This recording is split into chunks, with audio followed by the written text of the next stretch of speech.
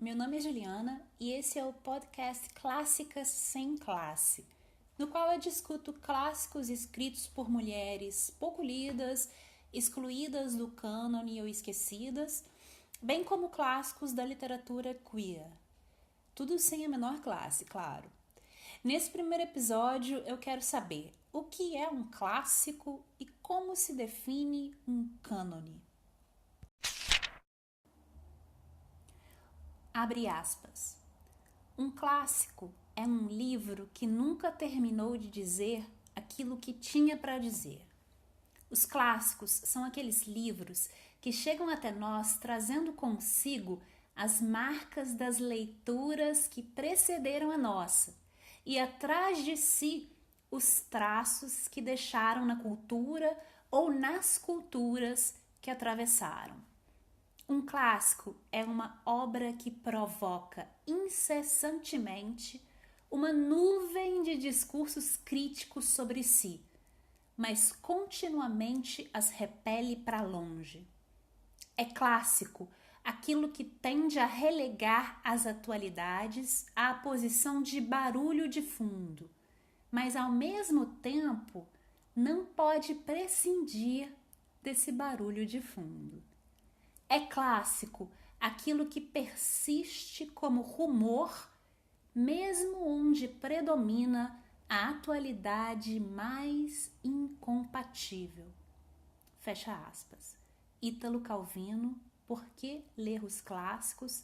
Tradução de Nilson Molim. O cânone em literatura é entendido pelo senso comum como um conjunto de obras literárias que todos deveriam conhecer. O cânone seria assim uma lista de autores e livros emblemáticos ou considerados como modelos de perfeição e que servem nesse sentido como padrão e base de julgamento quanto à qualidade literária das demais obras em determinado segmento ou gênero literário. Trata-se, ainda segundo aí o senso comum, de um conjunto de obras consideradas oficialmente sancionadas. A canonicidade é, em certo sentido, uma noção subjetiva, né, que depende do grau de aceitação de uma determinada obra por um determinado público. Subjacente ao processo de canonização de obras literárias, há então uma rede complexa e sutil de mecanismos de poder econômico e social. Pertencer ao cânone confere a uma obra não apenas maior acessibilidade junto aos leitores, seja porque a obra é mais estudada, seja porque é mais publicada, mais traduzida, como também status social, político, econômico e estético. Pertencer ao cânone é visto como uma garantia assim, de alta qualidade estética de uma obra e serve como uma espécie de promessa ao leitor de que aquele livro é um livro especial e que deve ser apreciado. É quase como se a obra dissesse: olha só, sou um objeto especial e se você não me aprecia, o problema está em você. É você que não me compreende o suficiente. É você que não integra o círculo dos poucos iniciados que são capazes de me apreciar e de me compreender. Mesmo quando o leitor não compreende os motivos pelos quais determinada obra é considerada canônica, ele já se aproxima dela com uma certa reverência e raramente lança um olhar mais crítico sobre esses motivos. Abre aspas. Os clássicos só são os clássicos porque não tinham os clássicos para atrapalhar. Fecha aspas. Mário Quintana, Caderno H. O fato de uma obra ser excluída do cânone a empurra para o limbo do despercebido, do não lido, do não desfrutado, do inferior ou do inexistente. A canonização, ela permite que a obra seja lida e estudada e, portanto, permite que a obra seja também, de uma certa forma, imortalizada, passada para frente. A obra canonizada deixa de ser considerada como um mero objeto decorativo, ela recebe uma espécie de moldura conceitual. E é esse pertencimento ao espaço que existe dentro da moldura que garante à obra sua contemplação estética, sua capacidade de fazer com que o leitor a respeite. A estreiteza desse espaço dentro da moldura e o próprio confinamento dentro de uma lista tão pequena, né, de objetos emoldurados, os canonizados, produzem ainda um outro efeito.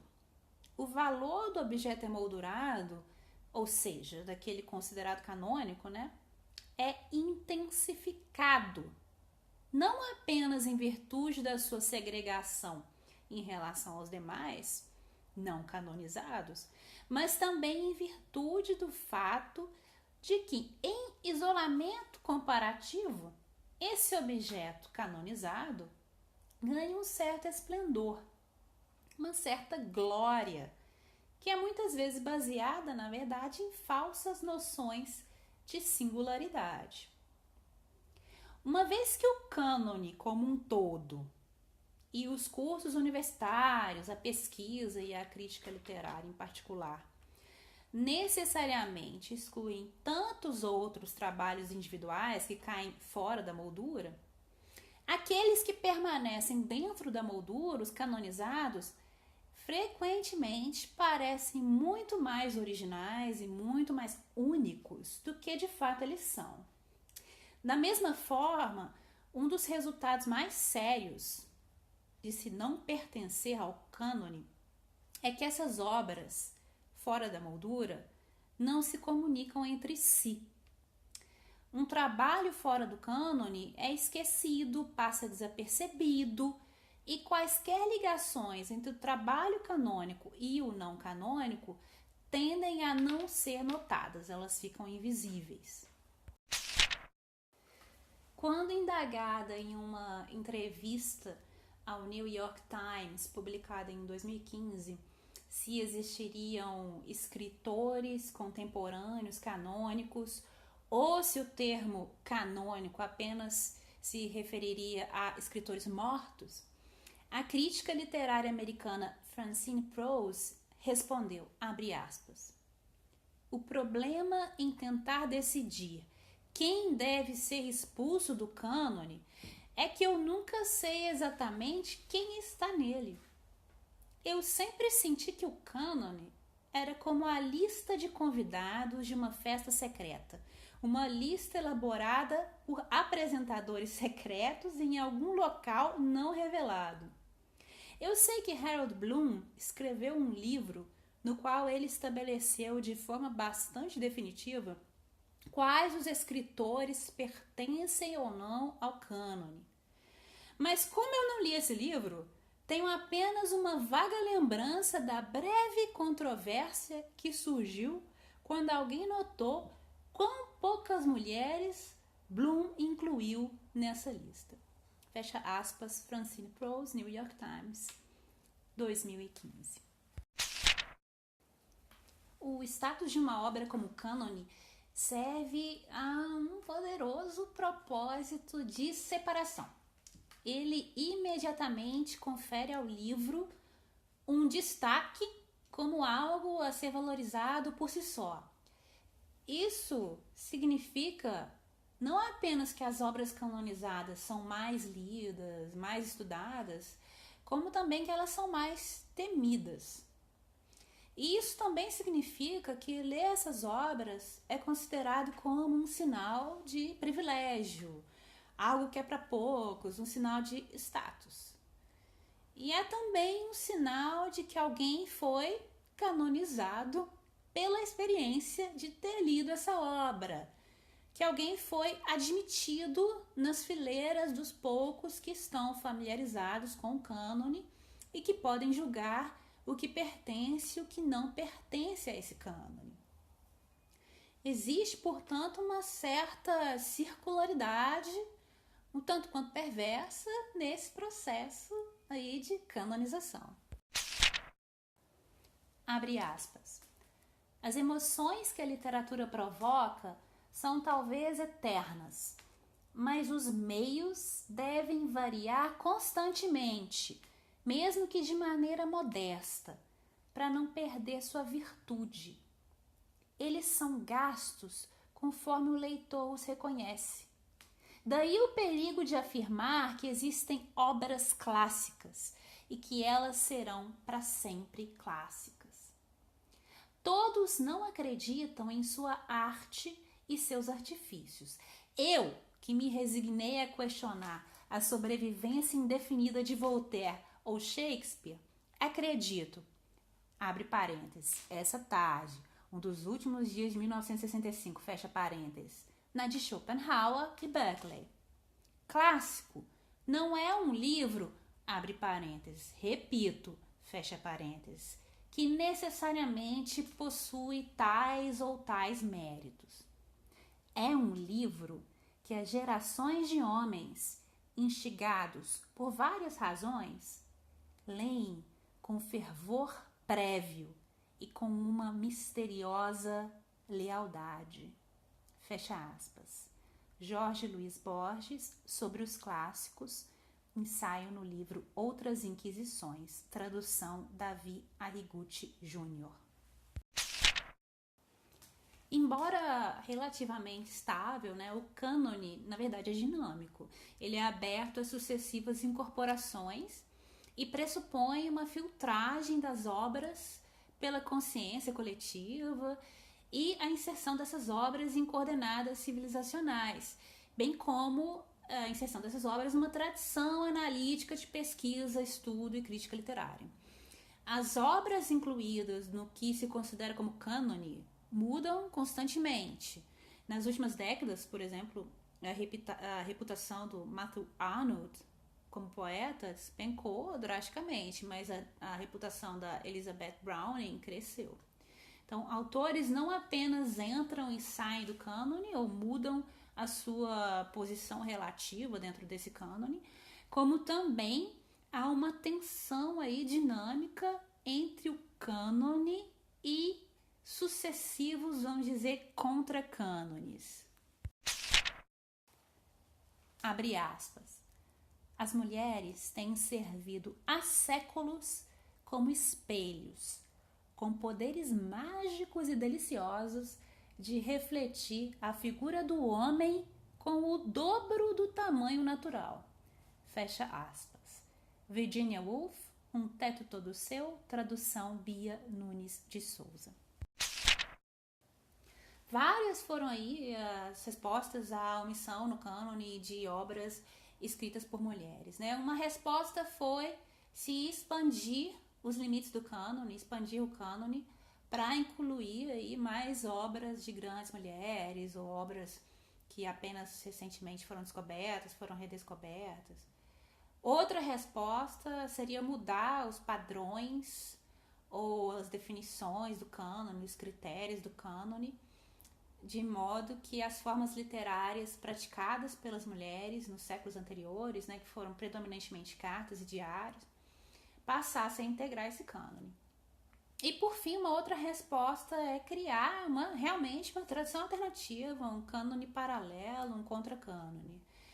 Nenhuma dessas respostas é ideal, é perfeita, A criação de um novo cânone não é intrinsecamente menos opressiva ou excludente do que o cânone antigo. E, por outro lado, o mero acréscimo de um punhado de escritoras, ali uma cota de escritoras ao cânone, não resolve o problema da representação muito desigual das mulheres nesse grupo.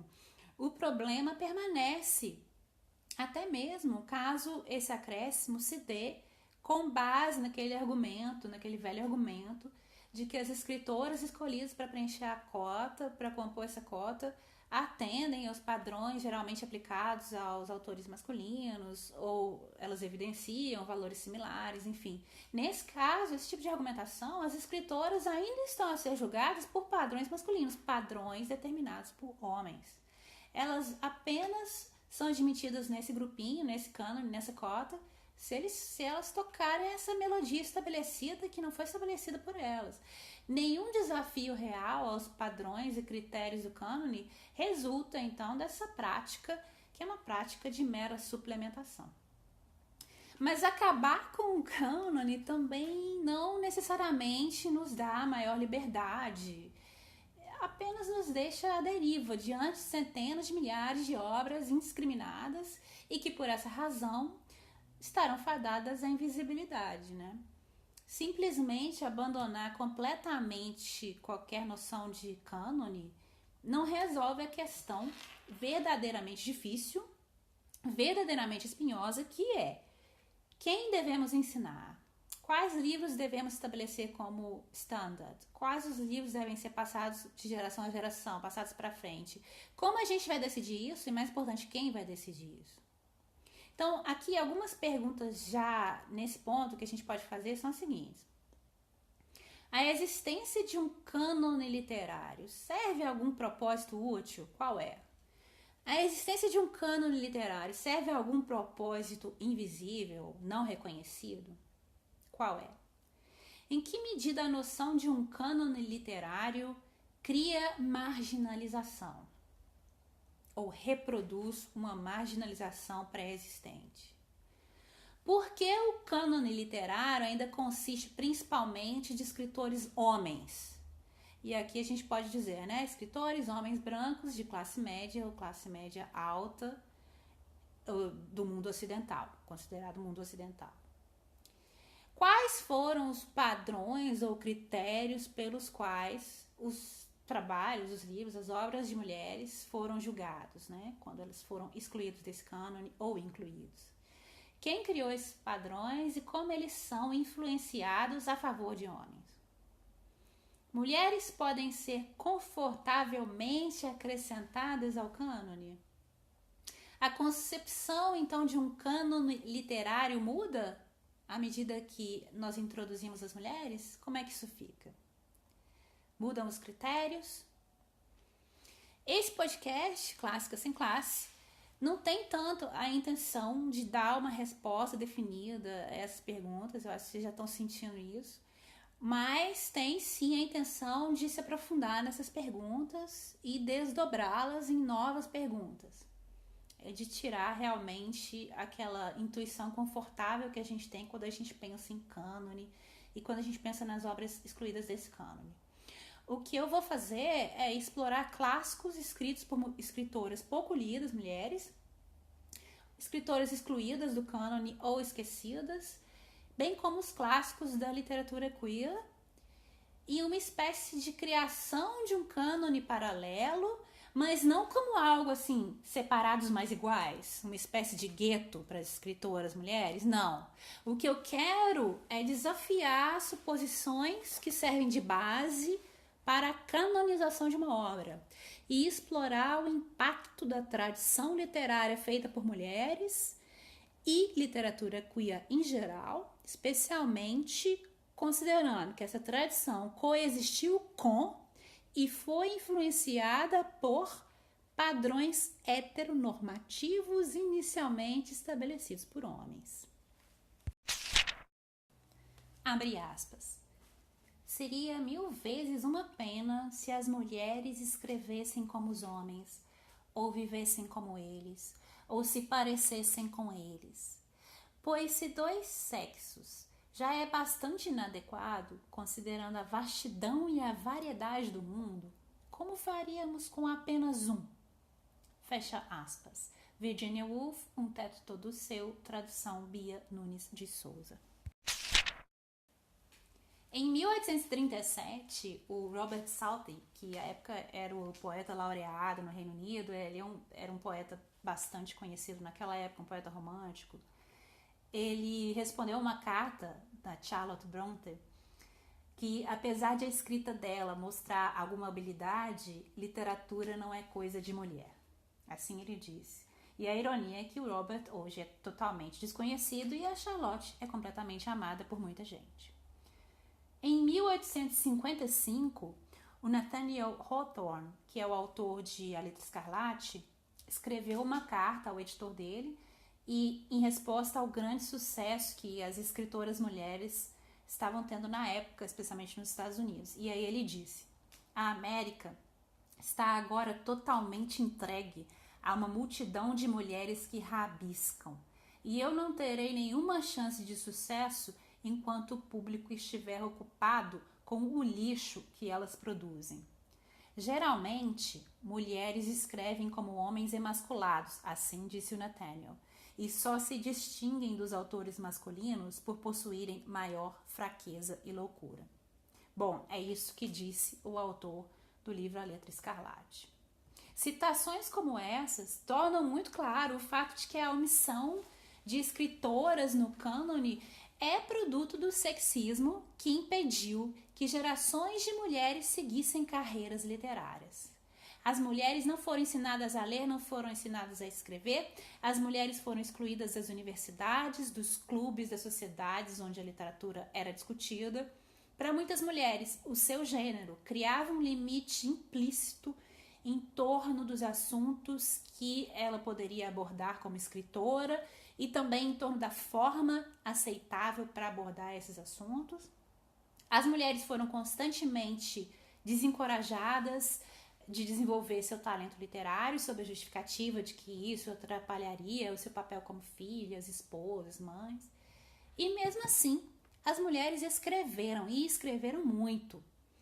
Jane Austen não chegou aí completamente do nada e sem toda uma tradição por trás dela, tinha uma tradição. E muitas autoras que foram celebridades literárias em seu próprio tempo estão hoje aí amplamente ausentes das discussões. Um exemplo é a Mary Robinson, poeta romântica e conhecida como a Safo inglesa. Ela era extremamente popular em seu tempo, admirada por, entre outros, o poeta romântico Samuel Taylor Coleridge. E hoje a Mary se encontra aí totalmente relegada às notas de rodapé do romantismo inglês. Até hoje, mesmo quem se recusa a escrever como uma mulher, não deixa de ser ouvida como uma mulher, com todas as implicações que isso ainda possui. Abre aspas. Ao escrever, uma mulher relembra através da mãe. De novo, se alguém é mulher, esse alguém se surpreenderá frequentemente com o súbito rompimento da consciência.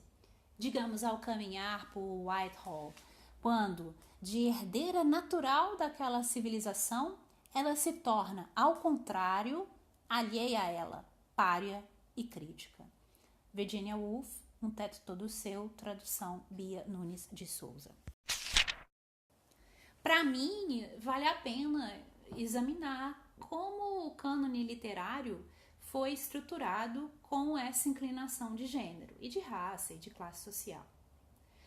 A omissão de mulheres nesse cânone, que é especificamente o objeto desse podcast, leva muita gente a acreditar que ou as mulheres não escreveram muitas obras, passaram a escrever só depois, só a partir do século XX, ou que as obras escritas por mulheres não eram, abre aspas, tão boas, fecha aspas, quanto aquelas escritas por seus contemporâneos masculinos.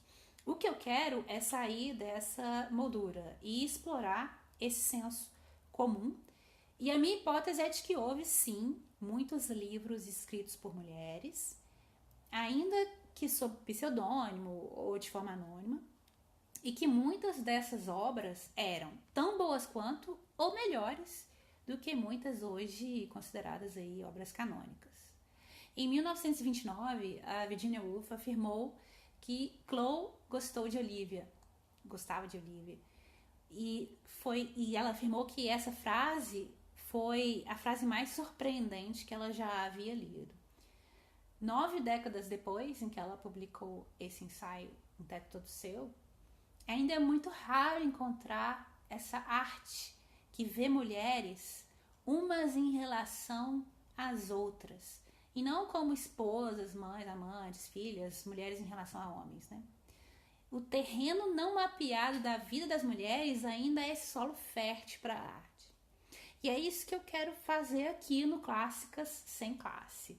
Como disse a Virginia, relembrar através da mãe e resgatar essa tradição de clássicos e clássicas esquecidos e esquecidas fora da moldura. Os clássicos, as clássicas sem classe. Abre aspas. O que é um clássico? Qual a força motriz da sua persistência ao longo dos tempos, através das línguas e das sociedades em constante transformação? O que é que autoriza as batidas da bengala branca do cego Homero na Dublin de Joyce?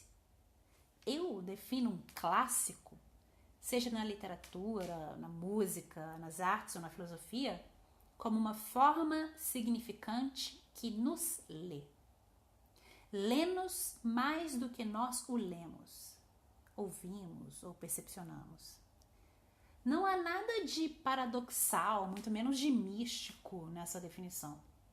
De cada vez que entramos nele, o clássico questiona-nos. Desafia os recursos da nossa consciência e do nosso intelecto, da mente e do corpo.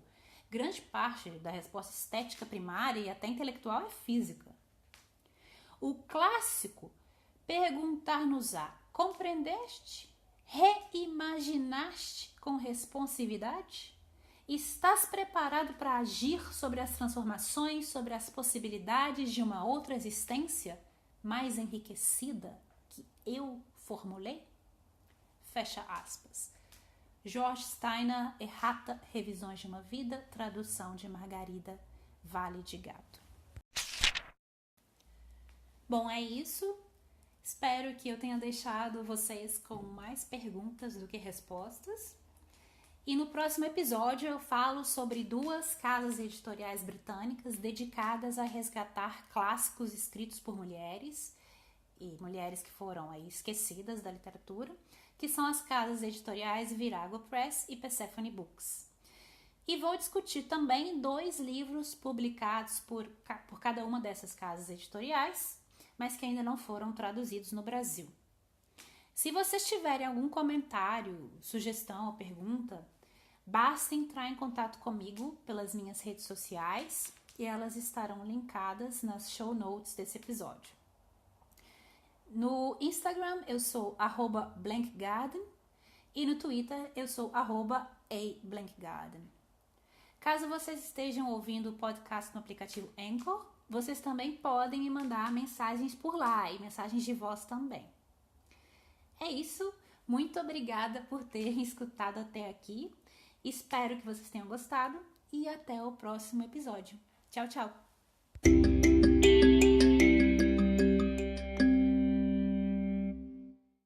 The podcast you just heard was made using Anchor. Ever thought about making your own podcast? Anchor makes it really easy for anyone to get started. It's a one-stop shop for recording, hosting, and distributing podcasts. Best of all, it's 100% free. Sign up now at anchor.fm/new. That's anchor.fm/new to get started. @blankgarden e no Twitter eu sou